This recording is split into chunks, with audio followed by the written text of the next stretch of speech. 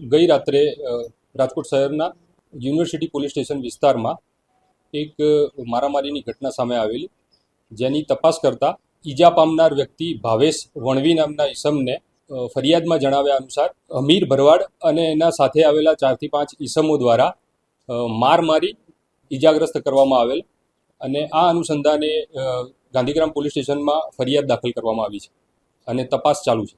મેં જણાવ્યું પ્રમાણે રાત્રે એને સિવિલ હોસ્પિટલમાં એડમિટ કરેલો, બાદમાં આજે વહેલી સવારે ડૉક્ટરોએ તેને ફરજ પરના ડૉક્ટરોએ ઈજા પામનારને મરણ જાહેર કરેલ છે. ફરિયાદમાં મરણ જનારના મિત્ર દ્વારા ફરિયાદ આપવામાં આવી છે અને ફરિયાદમાં જણાવ્યા મુજબ મરણ જનાર અને આરોપી વચ્ચે શેરડીના રસના ચીચોડા બાબતે કોઈ મનદુખ ચાલતું હતું અને એના કારણે આ બનાવ બનેલો પ્રાથમિક રીતે જણાયેલું.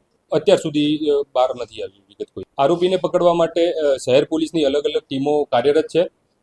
પોલીસ સ્ટેશનની સ્થાનિક ટીમ, એ ઉપરાંત ઝોનની એલસીબીની ટીમ અને ડીસીબીની અલગ અલગ ટીમો, ક્રાઇમ બ્રાન્ચની અલગ અલગ ટીમો આરોપીને ઝડપવા માટે પ્રયત્નશીલ છે.